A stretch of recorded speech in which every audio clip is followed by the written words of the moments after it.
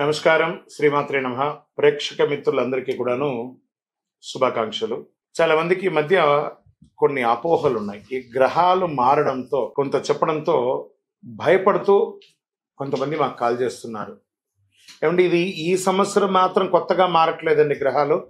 ఈ యుగం పుట్టినప్పటి నుంచి ఇంకా యుగం అంతరించేంత వరకు గ్రహాలు మారుతూ ఉంటాయి.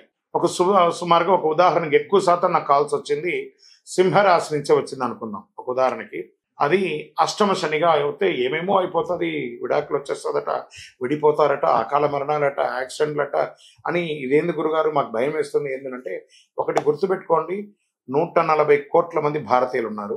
ప్రపంచమంతా అక్కడ కొన్ని కోట్ల మంది ఉన్నారు. అందులో నుంచి మనం బైఫర్కేట్ తీసుకుంటే ఒక్కొక్క రాశి వారు 20 కోట్ల 30 కోట్ల మంది ఉన్నారు అనుకున్నాం. ఇది గోచార గ్రహస్థితియే.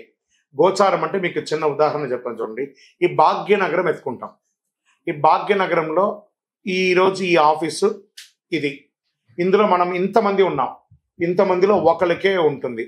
సో ఆ ఒకరిని పెట్టుకుని మొత్తం ప్రపంచం అంతా వచ్చేసిందని ఎప్పుడు కూడా ఊహించుకోవద్దు. మళ్ళీ చెప్తున్నాను, గోచార గ్రహస్థితి ద్వారా వచ్చేది మీ వ్యక్తిగత జీవితానికి ఒక 20 నుంచి 30% మాత్రమే. మీ వ్యక్తిగత జాతకంలో మీ date of birth, time of birth, లగ్నాన్ని బట్టి మీ పూర్తి జాతకం వస్తుంది. కాబట్టి అన్నీ చూసేసి, కనబడ్డ ప్రతిదీ చూసేసి పానిక్ అయ్యి మీరు ఇబ్బంది పడడం, ఆ అవతలను కూడా ఇబ్బంది పెట్టడం తప్పు. కాబట్టి దయచేసి మిమ్మల్ని మీరు ధైర్యంగా ఉంచుకోండి. ఏ గ్రహాలు కూడా మనల్ని ట్యూన్ చేస్తారు కానీ మనల్ని నాశనం చేయదు. గ్రహాలన్నీ అనుగ్రహం చేయడానికే కానీ ఇబ్బంది పెట్టడానికి కాదు, మనల్ని ట్యూన్ చేయడానికి కోసం మాత్రమే. జ్యోతిషాస్త్రరీత్యా ద్వాదశ రాశులు 12వ రాశి అయినటువంటి మీనరాశి మిత్రులారా, మీరు పూర్వభద్ర నక్షత్రం 4వ పాదం, ఉత్తరాభద్ర నక్షత్రం 1, 2, 3, 4 పాదములు, రేవతి నక్షత్రం 1, 2, 3, 4 పాదాలకి జన్మించిన మీరు మీనరాశి వారిగా పరిగణించబడుతున్నారు. ఈ నెల మీకు శుభాశుభ ఫలితాలు ఎలా ఉన్నాయంటే, 7.5 శని 7.5 అనేది నడుస్తుంది. మీనరాశి మిత్రులారా, ఈ జూన్ నెల మీకు హెచ్చు తగ్గులు ఉంటుంది. గోచార గ్రహస్థితులను దృష్టిలో పెట్టుకొని లగ్నంలో శని, ద్వితీయంలో శుక్రుడు, తృతీయంలో రవి బుధులు, చతుర్థంలో గురుడు, పంచమంలో కుజుడు, సప్తమంలో కేతువు, వ్యయస్థానంలో రాహువు. జన్మ శని కారణంగా కాస్త స్ట్రెస్ ఉంటుంది. స్ట్రెస్ మాత్రమే కదా ఉంటుంది, పడిపోం కదా. కాబట్టి 7.5 శని వచ్చిందంటే ఏదో భయపడక్కర్లేదని మనల్ని ట్యూన్ చేస్తున్నాడు శని భగవానుడు అని గుర్తుపెట్టుకోండి. మిగతా గ్రహాలన్నీ అనుకూలంగా ఉన్నాయి కదా. ఈ మాసం మొదటి వారంలో నూతన ఆదాయ మార్గాలు అద్భుతంగా ఉంది. వ్యాపారంలో మంచి అభివృద్ధి, వ్యాపారం నూతన పెట్టుబడి కలిగిస్తాయి. పెద్ద రిస్కులు తీసుకోకండి. గ్రహాలు కొంచెం మిశ్రమంగా ఉన్నప్పుడు రిస్క్ తీసుకోకండి. కొత్త వ్యాపారాలు ప్రారంభించడానికి ఇది అనుకూలమైనటువంటి సమయం కాదు. అన్నదమ్ముల వర్గంలో ఆధిపత్య పోరు, విరోధములు ఏర్పడే అవకాశాలు ఉన్నాయి.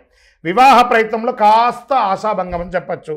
ఈ మాసంలో బ్యాంక్ లేదా బంగారు ఆధారిత రుణాలు తీసుకునే అవకాశాలు ఉన్నాయి. ఉద్యోగులకి అద్భుతంగా కలిసి వచ్చే సమయం. స్థిరాస్తులు కొని చేసే ముందు చక్కగా ప్లాన్ చేసుకుంటారు, కానీ ఈ నెల ఏది కూడా రిజిస్ట్రేషన్ కానీ ఒప్పందాలు కానీ చేసుకోకండి. కళారంగంలో ఉండే వాళ్ళకి మంచి అవకాశం. ఈ యొక్క కాస్మెటిక్స్ కానీ బ్యూటీ పార్లర్ కానీ వాళ్ళకందరికీ కూడా ఈ నెల చాలా అద్భుతం అని చెప్పచ్చు. విద్యార్థులకి చాలా యోగకాలం. మంచి పాఠశాల లేదా విద్యాలయాల్లో ప్రవేశాలు దొరుకుతాయి. భార్యాభర్తల మధ్య కాస్త సఖ్యత లోపం అవుతుంది, జాగ్రత్త పడండి. చిన్న చిన్న ఆరోగ్య సమస్యలు తప్ప పెద్దగా ఏం లేదు. రాజకీయ నాయకులకి మిశ్రమం. మీ యొక్క డాక్యుమెంట్స్ అంతా కూడా జాగ్రత్త. షేర్ మార్కెట్ మాత్రం ఈ నెల వద్దండి. ఎంత జాగ్రత్తగా ఉంటే ఎంత జాగ్రత్త. లేదండి మేము చేస్తామంటే ఇబ్బంది పడితే మీ ఇష్టం.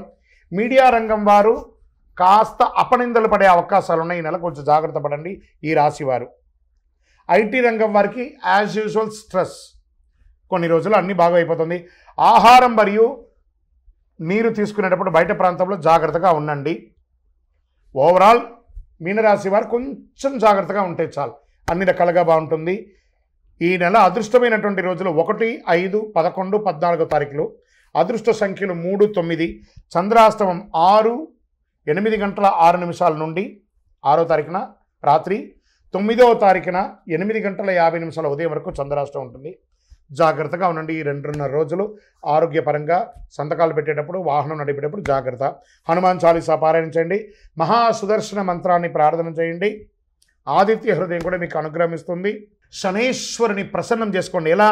దేహి మే బుద్ధి వైశిష్ట్యం, దేహి మే నిత్య యవ్వనం, దేహి మే పరమ ఆనందం, దేవదేవ జగత్పతే. శనివారం వెళ్ళి ఆ యొక్క నవగ్రహాలకి మీ వయస్సు ఎంత ఉందో అన్ని దీపాలు వెలిగించండి, దైవ ప్రార్థన చేయండి, 19 ప్రదక్షిణాలు చేయండి, 48 రోజులు పూజ చేసినటువంటి అతి శక్తివంతమైనటువంటి కరుంగాలి మాలను ధరించండి. ఆరోగ్యంగా, ఐశ్వర్యంగా, విజయంగా, సంతోషంగా ఉంటారు. మీ యొక్క వ్యక్తిగత జాతకం తెలుసుకోవడానికి కింద ఉన్నటువంటి నంబర్కి మీ యొక్క పేరు, date of birth, time of birth, place of birth చేయండి.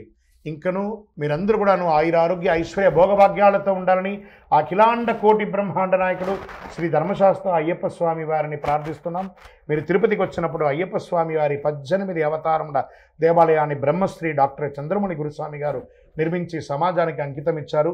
జీవకోణ అనే ప్రాంతంలో తిరుపతిలో రైల్వే స్టేషన్ నుండి బస్టాండ్ నుండి 3 కిలోమీటర్ల దూరంలో ఉంటుంది. రండి, దర్శనం చేసుకోండి, అనుగ్రహం పొందండి. విజయోస్తు. వందే మాతరం, వందే మాతరం, వందే మాతరం.